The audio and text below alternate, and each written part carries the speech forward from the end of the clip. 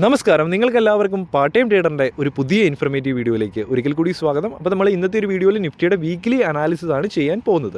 അപ്പോൾ നമ്മൾ എല്ലാ ആഴ്ചയും നിഫ്റ്റിയുടെ വീക്ക്ലി അനാലിസിസ് ചെയ്യുന്നുണ്ട്. അപ്പോൾ തീർച്ചയായിട്ടും ഒരു കാര്യം ഓർത്തിരിക്കുക, ഒരു കൂടുതൽ ആൾക്കാരുടെയും ഒരു പ്രവണത നമുക്ക് കാണാൻ സാധിച്ചത് എന്തെങ്കിലും സ്റ്റോക്സിനെ കുറിച്ചോ അല്ലെങ്കിൽ എന്തെങ്കിലും സ്ട്രാറ്റജിനെ കുറിച്ചോ വീഡിയോസ് ഇട്ട് കഴിഞ്ഞാൽ അവിടെ ഒരുപാട് വ്യൂസ് വരാറുണ്ട്. പക്ഷേ നിഫ്റ്റി എന്ന ഇൻഡെക്സിൻ്റെ അനാലിസിസ് ചെയ്യുന്ന വീഡിയോസിനൊക്കെ വ്യൂസ് കുറവാണ്. കാരണം മാക്സിമം ആൾക്കാരും ഡയറക്റ്റ് അവർക്ക് വേണ്ടത് നമുക്ക് ഇൻവെസ്റ്റ് ചെയ്യേണ്ട സ്റ്റോക്സിൻ്റെ പേരാണ് വേണ്ടത്. അവർ ഡയറക്റ്റ് പോയി സ്റ്റോക്സിൻ്റെ പേര് കണ്ട് അവിടെ നേരിട്ട് അവിടെ പോയി എൻട്രീസ് എടുക്കുകയാണ്. അങ്ങനെയല്ല ഒരിക്കലും ചെയ്യേണ്ടത്. ആദ്യമേ നമ്മുടെ ഇന്ത്യൻ മാർക്കറ്റിൻ്റെ NSEയുടെ ഇൻഡെക്സായ നിഫ്റ്റി 50യുടെ ചാർട്ട് അനാലിസിസ് ചെയ്യാൻ പഠിക്കുക. അതിനുശേഷം നിഫ്റ്റി ഇനി മുമ്പോട്ട് ഏതൊരു ഡയറക്ഷനിലാണ് പോകാൻ ചാൻസ് എന്ന് മനസ്സിലാക്കുക, ഒരു വലിയ ടൈം ഫ്രെയിമിൽ. അപ്പം വലിയ ടൈം ഫ്രെയിമിൽ ഏതൊരു ഡയറക്ഷനിലാണ് പോകുന്നത്, അപ്പം അതിനനുസരിച്ചായിരിക്കും നമ്മൾ ഇൻവെസ്റ്റ് ചെയ്യേണ്ടവരാണെങ്കിലും ഇൻവെസ്റ്റ് ചെയ്യേണ്ടത്. അപ്പം അതിനുവേണ്ടി ചിലപ്പോൾ വെയിറ്റ് ചെയ്യേണ്ടതായിട്ടുണ്ട്, ചിലപ്പോൾ ഇപ്പോഴത്തെ സിറ്റുവേഷനിൽ എൻട്രീസ് എടുക്കേണ്ടതായിട്ടുണ്ട്. അപ്പം ആദ്യമേ ഇൻഡെക്സ് നിഫ്റ്റി എന്ന ചാർട്ട് അനാലിസിസ് ചെയ്യാൻ പഠിക്കുക. അത് വീക്ക്ലിയിലെങ്കിലും മിനിമം അനാലിസിസ് ചെയ്യുക, മന്ത്ലി അനാലിസിസ് ചെയ്യാം, വീക്ക്ലി അനാലിസിസ് ചെയ്യാം. അപ്പം ഈ ഒരു അനാലിസിസ് ചെയ്തതിന് ശേഷം നമുക്ക് സ്റ്റോക്സിലൊക്കെ ഇൻവെസ്റ്റ് ചെയ്യാൻ സാധിക്കുന്നതായിരിക്കും. അപ്പം നമ്മുടെ ഒരു ചാനലിൽ കംപ്ലീറ്റ് ആയിട്ടൊരു ബിഗിനേഴ്സിന് വേണ്ടി, അത് സ്റ്റോക്സിൽ ഇൻവെസ്റ്റ് ചെയ്യാനാണെങ്കിലും മ്യൂച്വൽ ഫണ്ടിൽ ഇൻവെസ്റ്റ് ചെയ്യാനാണെങ്കിലും ഇമ്പോർട്ടൻ്റ് ആയിട്ടുള്ള അത്യാവശ്യമുള്ള വീഡിയോസ് മാത്രം ഒരു പ്ലേലിസ്റ്റായിട്ട് ചെയ്തിട്ടുണ്ട്. അത് വീഡിയോയുടെ ഡിസ്ക്രിപ്ഷൻ ലഭിക്കും, അവിടെ പോയി കണ്ട് മനസ്സിലാക്കാൻ സാധിക്കുന്നതായിരിക്കും. അപ്പോൾ നമ്മൾ ഈ ഒരു വീഡിയോയിലേക്ക് വരികയാണ്. ഈ ഒരു വീഡിയോയിൽ നമ്മൾ മന്ത്ലി വ്യൂവിലാണ് സ്റ്റാർട്ട് ചെയ്യുന്നത് നിഫ്റ്റിയുടെ ചാർട്ട് അനാലിസിസ് ചെയ്യാൻ. അതിനുശേഷം വീക്ക്ലി വ്യൂവിൽ പോയി നമ്മൾ നിഫ്റ്റിയുടെ ചാർട്ട് അനാലിസിസ് ചെയ്യും. അപ്പം ആദ്യം തന്നെ ഈ ഒരു കാണുന്ന ഈ ഒരു ക്യാൻഡിൽ, ഇത് 2023 മാർച്ച് മാസത്തെ ക്യാൻഡിലാണ്. അപ്പോൾ അത് ജസ്റ്റ് സ്റ്റാർട്ട് ചെയ്തോളൂ. ഏകദേശം മാർച്ച് മാസം 2-3 ദിവസം മാത്രമാണ് ട്രേഡിങ് സ്റ്റാർട്ട് ആയിട്ടുള്ളൂ. അപ്പോൾ ഇപ്പോഴത്തെ നിലവിലത്തെ കണ്ടീഷനിൽ ഈ ഒരു ക്യാൻഡിൽ ഒരു പോസിറ്റീവ് ക്യാൻഡിലാണ് കാണാൻ സാധിക്കുന്നത്. പക്ഷേ ഒരു കാര്യം എപ്പോഴും ഓർത്തിരിക്കുക, ഇപ്പോൾ മന്ത്ലി ജസ്റ്റ് ഒന്ന് സ്റ്റാർട്ട് ചെയ്തിട്ട് മാത്രമേ ഉള്ളൂ. അപ്പം ചെറിയൊരു പോസിറ്റീവ്നെസ് നമുക്ക് മന്ത്ലിയിൽ കാണാൻ സാധിക്കുന്നുണ്ട്. ഒരിക്കലും നമുക്ക് വളരെ വലിയൊരു പോസിറ്റീവ്നെസ് ഒന്നും മാർക്കറ്റിൽ ഇപ്പോഴത്തെ നിലവിലത്തെ കണ്ടീഷനിൽ കാണാൻ സാധിക്കുന്നില്ല.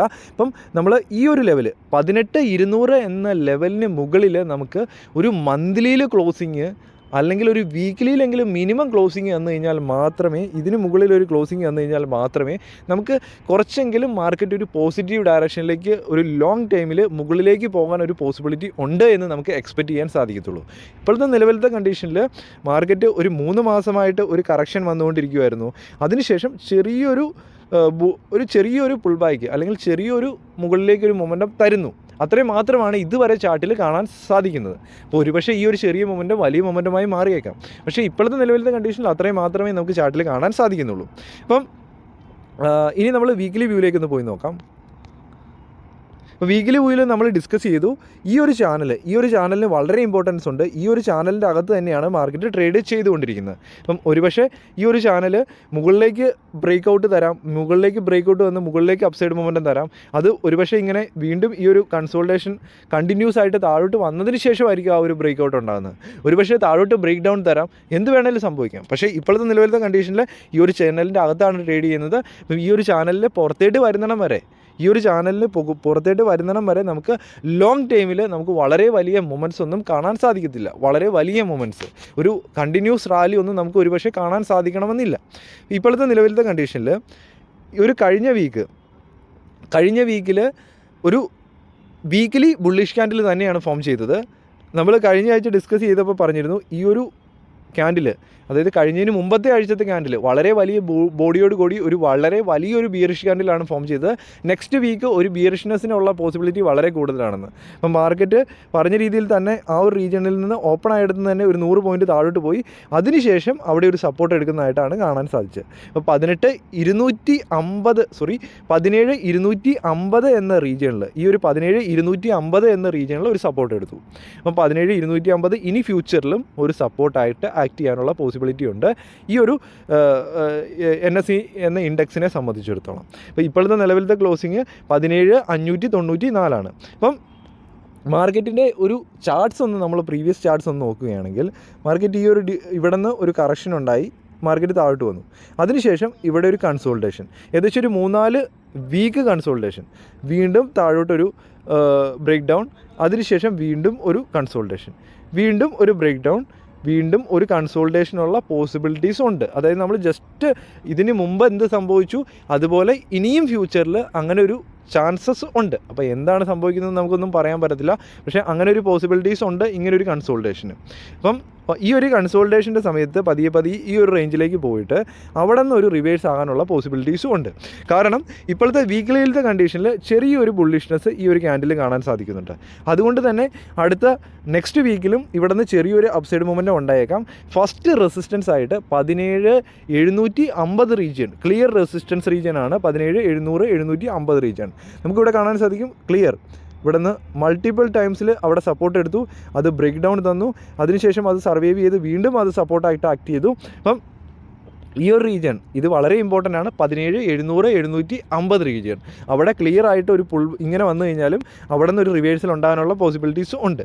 ഇനി രണ്ടാമത്തെ കാര്യം, ഇൻ കേസ് ഇത് സർവൈവ് ചെയ്യാൻ പറ്റിയിട്ടുണ്ട്, ഇതിന് മുകളിലാണെങ്കിലും നമുക്കൊരു ക്ലോസിങ് തന്നിട്ടുണ്ടെങ്കിൽ വീണ്ടും ഈ ഒരു റീജിയൻ, നമ്മുടെ ഈ ഒരു ട്രെൻഡ് ലൈൻ വീണ്ടും അതിനെ ഒരു റെസിസ്റ്റൻസ് ആയിട്ട് ആക്ട് ചെയ്യും.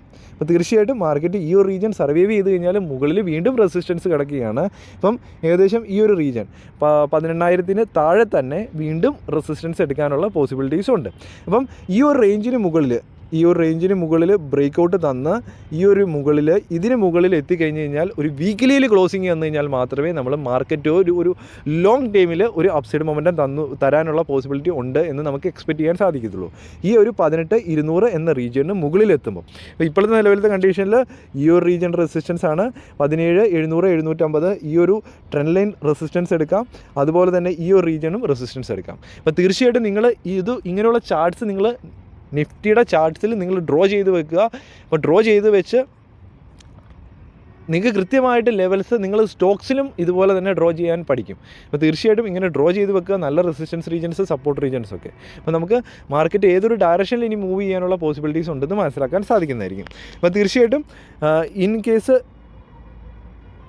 യു ടേൺ ആയിട്ട് താഴോട്ട് വരികയാണ്. അപ്പോൾ താഴോട്ട് വരികയാണെങ്കിൽ ഫസ്റ്റ് സപ്പോർട്ടായിട്ട് 18,250 എന്ന റീജിയൻ സപ്പോർട്ട് എടുക്കും. ഒരുപക്ഷെ അവിടെ തന്നെ സപ്പോർട്ട് എടുത്ത് വേണമെങ്കിൽ വീണ്ടും കൺസോൾട്ടേഷൻ ഉണ്ടാകാം, ഇവിടെ ഇങ്ങനെ കൺസോൾട്ടേഷൻ ഉണ്ടാകും, അല്ലെങ്കിൽ ഇപ്പോഴത്തെ നിലവിലത്തെ കണ്ടീഷനിൽ ഇങ്ങനെ ഒരു കൺസോൾട്ടേഷൻ ഉണ്ടാകും. ഏതാണെങ്കിലും ഈ ഒരു റീജിയൻ ബ്രേക്ക് ഡൗൺ തരികയാണ്, നമ്മളൊരു നല്ല ബോഡിയോട് കൂടി ഒരു ഡെയിലി ക്യാൻഡിലാണെങ്കിലും ക്ലോസിങ് തരികയാണെങ്കിൽ വീണ്ടും നെക്സ്റ്റ് ലെവലിലേക്ക് പോകാനുള്ള ചാൻസ് ഉണ്ട്. ഈ ഒരു ബോട്ടത്തിലേക്ക് ഒന്നുകിൽ ഈ ചാനലിൻ്റെ ബോട്ടത്തിലേക്ക് പോയിട്ട് ഈ ഒരു ചാനലിൻ്റെ ബോട്ടത്തിലെത്തിയിട്ട് വീണ്ടും മുകളിലേക്ക് എടുക്കാം, അല്ലെങ്കിൽ വീണ്ടും നല്ലൊരു ലെവലെന്ന് പറഞ്ഞാൽ 16,800-850 റീജിയനാണ് നല്ലൊരു സപ്പോർട്ട് റീജിയൻ. നമ്മുടെ ചാർട്ട്സിൽ ഇവിടെയും ഈ ഒരു പ്രീവിയസ് ഡേറ്റയിലും അതുപോലെ തന്നെ കുറച്ച് വർഷങ്ങൾക്ക് മുമ്പുള്ള ഡേറ്റാസ് നോക്കുകയാണെങ്കിലും 16,800 എന്ന റീജിയൻ നല്ലൊരു സപ്പോർട്ട് റീജിയനാണ്. അപ്പോൾ തീർച്ചയായിട്ടും നമ്മൾ ചെയ്യേണ്ട കാര്യം എന്ന് പറഞ്ഞു കഴിഞ്ഞാൽ, നിങ്ങൾ സ്റ്റോക്സിൽ ഇൻവെസ്റ്റ് ചെയ്യുന്നവരാണെങ്കിൽ, ഏറ്റവും ഫസ്റ്റ് ബിഗിനേഴ്സ് ആണെങ്കിൽ ആദ്യം തന്നെ നിങ്ങൾക്ക് ചിലപ്പോൾ ഫണ്ടമെൻ്റൽ അനാലിസിസ് ഒന്നും ചെയ്യാൻ അറിയത്തില്ലായിരിക്കും. അപ്പോൾ ആദ്യം തന്നെ നിങ്ങൾ ആദ്യം ചെയ്യേണ്ടത് ആദ്യമേ നിഫ്റ്റി 50 സ്റ്റോക്സിൽ ഇൻവെസ്റ്റ് ചെയ്യാൻ പഠിക്കുക. അപ്പോൾ നമ്മുടെ കയ്യിൽ എത്ര എമൗണ്ട് ഉണ്ടോ ആ കുറച്ച് എമൗണ്ട്സ് ആയിട്ട് നിഫ്റ്റി 50 ഏറ്റവും ബെസ്റ്റ് പെർഫോമിംഗ് സ്റ്റോക്സിൽ ഇൻവെസ്റ്റ് ചെയ്യാൻ നോക്കുക. അത് ഒരു സിംഗിൾ സ്റ്റോക്കിൽ ഇൻവെസ്റ്റ് ചെയ്യാതിരിക്കുക, മൾട്ടിപ്പിൾ സ്റ്റോക്സിൽ ഡിസ്ട്രിബ്യൂട്ട് ചെയ്തെടുക്കുക. അപ്പോൾ മാർക്കറ്റ് ഇത്രയും വലിയ കറക്ഷൻ ഉണ്ടായി നിൽക്കുകയാണ്. ഇങ്ങനെയുള്ള സിറ്റുവേഷൻസിൽ നിങ്ങൾ നല്ല സ്റ്റോക്സിൽ, നല്ല ക്വാളിറ്റി സ്റ്റോക്സിൽ, നല്ല സപ്പോർട്ട് റീജിയൻസിൽ, നല്ല വാല്യുവേഷൻസിൽ കുറേശ്ശെ എമൗണ്ട്സ് ആഡ് ചെയ്ത് കൊടുക്കുക. അപ്പോൾ ലോങ് ടൈമിൽ മാർക്കറ്റ് റിവേഴ്സായി മുകളിലേക്ക് ഓൾ ടൈം ഹൈവിലേക്ക് അല്ലെങ്കിൽ ഹൈ ക്രോസ് ചെയ്ത് മുകളിലേക്ക് പോകുന്ന സമയത്ത് തീർച്ചയായിട്ടും നിങ്ങൾക്ക് ആ സ്റ്റോക്സ് നല്ല റിട്ടേൺ തരും. ഒരുപക്ഷെ അതിൻ്റെ ഒപ്പം തന്നെ അത് ബോണസ് ആകാം, സ്പ്ലിറ്റ് ആകാം, അതുപോലെ തന്നെ ഡിവിഡൻഡ്, ഈ കാര്യങ്ങളൊക്കെ തരാൻ ചാൻസ് ഉണ്ട്. അപ്പോൾ നമുക്ക് ലോങ് ടൈമിൽ നമുക്ക് വളരെ വലിയ ടെൻഷൻസ് ഒന്നും ഇല്ലാതെ നല്ലൊരു റിട്ടേൺ ജനറേറ്റ് ചെയ്യാൻ സാധിക്കുന്നതായിരിക്കും. കൂട്ടത്തിൽ കുറച്ച് അഡ്വാൻസ് ആയിട്ട് ഫണ്ടമെൻ്റൽ അനാലിസിസ് ഒക്കെ നല്ല രീതിയിൽ പഠിച്ച് നമുക്ക് നിഫ്റ്റി 50 പുറമേയുള്ള സ്റ്റോക്സിലേക്ക് പോയി ഇൻവെസ്റ്റ്മെൻറ്റുകൾ നടത്താം. അപ്പോൾ അതിന് നിഫ്റ്റി 50 പുറത്തേട്ട് പോവുകയാണെങ്കിൽ തീർച്ചയായിട്ടും ഫണ്ടമെൻ്റൽ അനാലിസിസ് ക്ലിയർ ആയിട്ട് ചെയ്യണം. ഒപ്പം ടെക്നിക്കൽ അനാലിസിസ് ചെയ്യേണ്ടതും വളരെ ഇമ്പോർട്ടൻ്റ് ആണ്. അപ്പം ഈ കാര്യങ്ങളൊക്കെ പറഞ്ഞത് ഞാൻ മനസ്സിലായെന്ന് ഞാൻ വിചാരിക്കുന്നു. ഒപ്പം തന്നെ നിങ്ങൾ സ്റ്റോക്സിൽ ഇൻവെസ്റ്റ് ചെയ്യാനാണെങ്കിലും മ്യൂച്വൽ ഫണ്ടിൽ ഇൻവെസ്റ്റ് ചെയ്യാനാണെങ്കിലും അതുപോലെ തന്നെ സ്വിംഗ് ട്രേഡിങ്സ് ചെയ്യാനാണെങ്കിലും ബാക്കിയുള്ള trading methods, option selling, option buying, intraday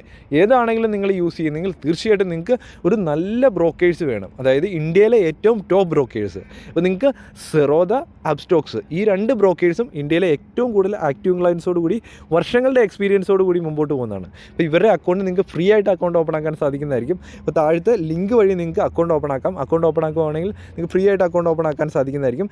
2 സെറോദയുടെ ആണെങ്കിലും അബ്സ്റ്റോക്സിൻ്റെ ആണെങ്കിലും ഒന്ന് മറ്റൊന്നിനേക്കാളും മികച്ച ബ്രോക്കേഴ്സാണ്. അപ്പോൾ തീർച്ചയായിട്ടും നിങ്ങൾക്ക് അക്കൗണ്ട് ഓപ്പൺ ആക്കാനുള്ള വീഡിയോസ് കാര്യങ്ങളൊക്കെ താഴെ ലഭിക്കും. നിങ്ങൾക്ക് ലിങ്ക് ലഭിക്കും, അവിടെ പോയി ജോയിൻ ചെയ്യാൻ സാധിക്കുന്നതായിരിക്കും, അക്കൗണ്ട് ഓപ്പൺ ആക്കാൻ സാധിക്കുന്നതായിരിക്കും. നല്ല പ്ലാറ്റ്ഫോംസാണ്, നല്ല കസ്റ്റമർ സപ്പോർട്ടാണ്, നല്ല ചാർട്ട്സ് പ്രൊവൈഡ് ചെയ്യുന്നു, എല്ലാം കൊണ്ടും. അപ്പം ഈ വീഡിയോ കണ്ട നിങ്ങൾക്ക് എല്ലാവർക്കും നന്ദി. അപ്പോൾ വീഡിയോസ് ഇഷ്ടപ്പെടുന്നുണ്ടെങ്കിൽ തീർച്ചയായിട്ടും ലൈക്ക് ചെയ്യുക, ബാക്കിയുള്ളവരിലും കൊണ്ട് ഷെയർ ചെയ്യുക. ഇപ്പോൾ ഒരു പുതിയൊരു വീഡിയോ ആയിട്ട് ഉടൻ കാണുന്നവരെ good bye and Jai Hind.